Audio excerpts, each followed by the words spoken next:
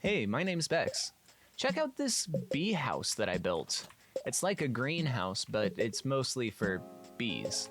I might as well go and harvest some of these extra items while they're asleep. These nether flowers will be useful. Lots of diamonds. These fellas have been hard at work. And plenty of coal to smelt up the diamonds with. Here we have a rich environment for our bees, and our bees give us loads of free resources. Now, it's not as easy as just spawning these bees. It does take some luck and some time to get the bees that you want. And you're gonna have to pull some interesting tricks if you want more than a certain number of bees in your world. Oh, where are the bees, you ask? Oh, that's just because they're asleep. It's nighttime. Here they are. Say hello to all the bees. We have the archaeology bee, the nether bee, the diamond bee in this weird dance, iron bee, redstone bee, copper bee, and they're all fully animated, complete with angry variations, pollinated variations, and stingerless variations. I'm sorry, but this is for science. Full accuracy. How did I accomplish this? I used a Blockbench plugin called Animated Java, which, fun fact, is not updated to use components yet, and so I had to manually update everything myself, and it was a lot of fun. I'm lying, no it wasn't. So now I have some enchantments to show you. I told you that I would make a replacement for the More Tools module, and here it is. The first enchantment I've added is called Collection. It's pretty much the momentum enchantment created by Minecraft Ideas Academy. Thanks, Cameron. When you mine blocks of the same type with this pickaxe, it will speed up more and more for each block of the same type that you mine. The enchantment is balanced so that diamond pickaxes get fast enough to insta-mine stone, but not fast enough to insta-mine deep slate. However, netherite pickaxes can get up to insta-mining deep slate. The caveat? This enchantment is exclusive with mending, unbreaking, and efficiency. Efficiency causes some reliability errors, unbreaking interferes with how the enchantment actually works, and mending, I just feel like would be too powerful with this enchantment. And this can be obtained from an enchanting table, it is just incredibly rare. And the same is the case for the next enchantment, Logfeller. This can sometimes be applied to an axe, and when you chop down a tree, it mines the entire pillar that you are looking at.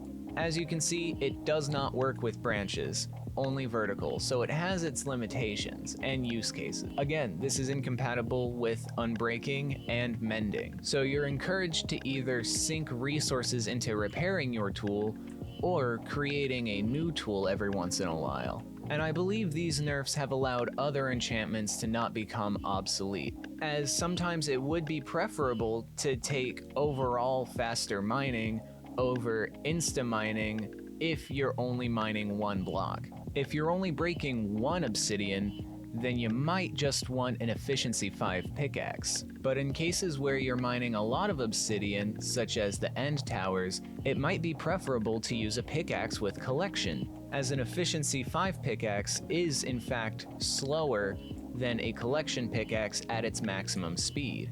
But it doesn't make sense to use a collection pickaxe on a single piece of obsidian when an efficiency 5 pickaxe can do the job faster than I can finish this sentence. So I think it's pretty balanced. I might as well address a thing from a previous episode. Hoppers. What am I gonna do about them? I've been calling this the hopper solution in my Discord server. If I'm being completely honest, wooden and copper hoppers, as useful as they are extremely laggy. And I genuinely think that the player would more benefit from having regular hoppers be crafted with copper instead of iron than they would the cheaper alternatives of the wood and copper hoppers. And I am speaking from experience. I have a world where I play this data pack in survival, and I used a lot of wooden hoppers for a certain farm. And the hoppers lagged my world so much that I ended up just farming a bunch more iron and just using iron hoppers instead. So as much as people have voted in my Discord server that they want to keep copper and wooden hoppers, you're only getting copper hoppers and they're becoming iron hoppers. All right, let's do it. Okay, it's done. It took like no time at all. That was really easy. I think I do like this change because it unifies the crafting of redstone items a little bit more. So I finally ported alchemy over to the new Finally, 1.21 has alchemy. Let's go over how it works just one more time. You put your warped wart in this slot, you put your philosopher's stone in this slot, and if you want to combine two potions, you can just drag them into these and you will get your alchemic potion. And thanks to custom components, the Philosopher's Stone now has custom durability. Now what about Alchemy Tomes? Well, that also works exactly the same. You put your potion in with a piece of gold, and it will turn it into a tome. Now you will receive a random amount of buff plus a random debuff. Now I do plan on letting the player combine these tomes.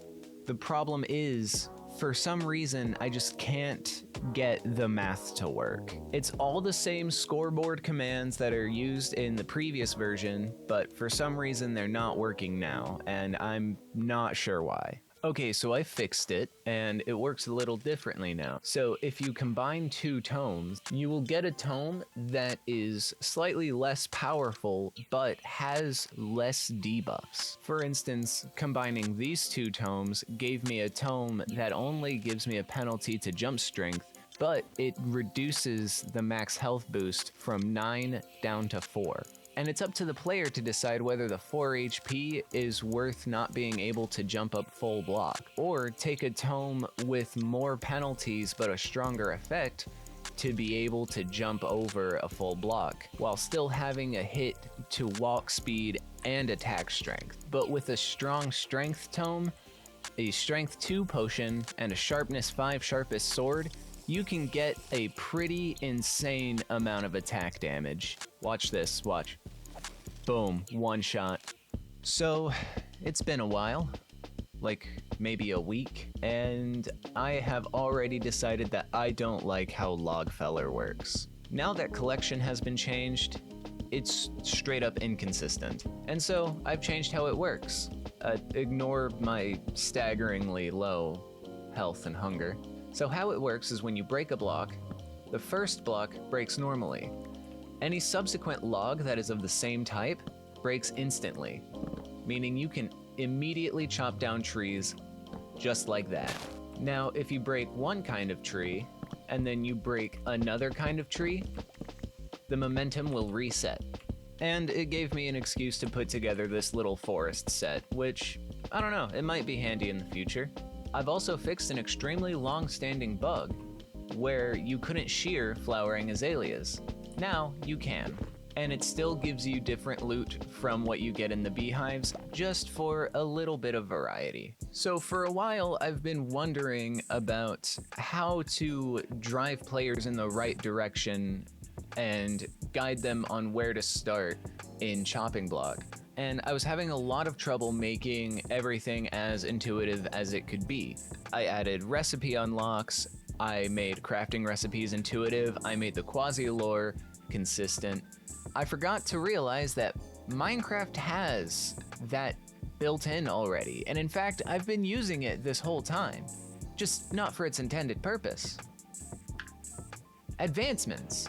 Minecraft has this base advancement tree which pushes players in the right direction. It even shows them how to make full use of the nether and of the end. So then, what's this log here? I don't recognize that log. I have finally added chopping block advancements. And yes, this background is a modernized version of the creeper background, and currently this is the advancement tree. It's pretty flat right now. I'd like to expand it out a little bit so that the player has more direction. However, it's a great introduction to Beesources.